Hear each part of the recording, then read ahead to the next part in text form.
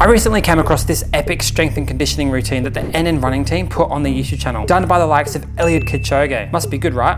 So I pieced it all together for you guys so that we can do it together. And some of the exercises are pretty hard, but hopefully if we can do it all, we might be able to run 159. Who knows? But to do it, here's what you're gonna need. A foam roller and one of these knee bands. And no, you don't have to be able to run 201 to be able to get through this program. I guarantee that everyone should be able to get through it. Just might be a bit hard. And yes, I'll include the full program at the end of the video so that you can screenshot it. Let's get stuck in. Okay, the first 5 exercises are all done with the band. So we're gonna chuck this one around our feet, lying on our back, coming into a 90 position. Then we're gonna keep one leg where it is, straighten out the other one. This works really well in targeting these hip flexor muscles, which are on the front here. This strength and conditioning routine actually started out with the NN running team when they were preparing for the Ineos 159 project, trying to get those marginal gains. So that they could support the great Eliud Kipchoge. Okay, so number 2, keep the band in place. We're gonna go on our side and work our glute muscles, lifting up into the band, trying to keep our legs straight. Very important, and this one's really hard, especially if you're using a really hard band like me. This program eventually got picked up by the entire team and grew in popularity, and to great success, obviously, as this team has been quite dominant in recent times. Okay, the next 2 exercises, what we're gonna do is put the band above our knee and go onto all 4s. Okay, you would have seen girls at the gym do this to get a big booty workout, whatever. So we're gonna take our leg off the ground, out to the side. We call these ones fire hydrants because it looks like a dog is trying to pee on a fire hydrant. And then the next one, we're gonna go up the back. So we call this kick back, where we're trying to kick the roof. Now you're probably wondering how much of each exercise you actually need to do. Well, they didn't say during the video, and I wasn't able to find anything on the internet. But I think I can figure out why they were actually doing it this way. The last one is standing up, so up we go. Squat walks. Now the reason why they do this is to try and build up their bodies and prepare for hard training. So they primarily do this in their preparation phase. And this is supplemental to the strength work that they do later in the week. Okay, let's ditch this band. These ones are called drinking birds. You'll understand why in a sec.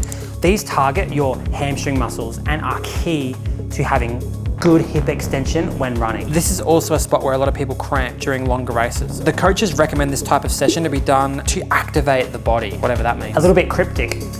Now this one's a bit more of a plank variation, but it's very specific to running.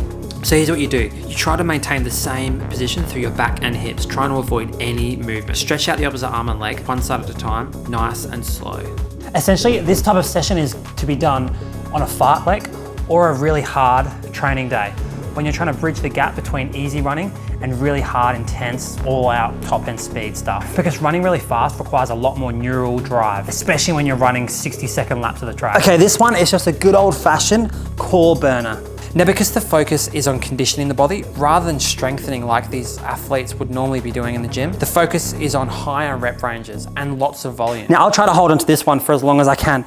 You do that too, and let me know in the comments below what time you got. And no, don't cheat because I'll know.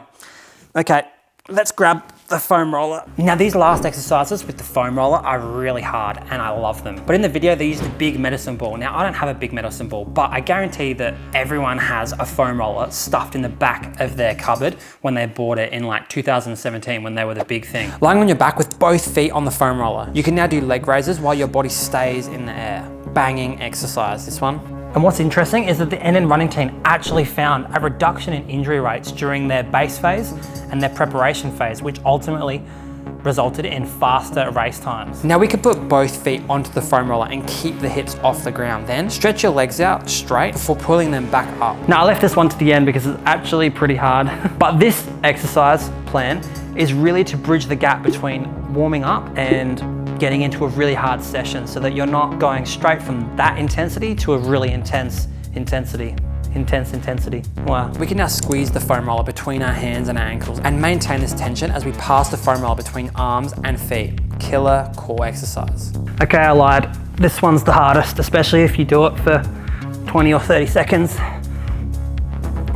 God. Okay, this last one is a little bit more of like a plyometric. It's a little bit complex, so I'm gonna break it down to you really slow and then I'll do it fast.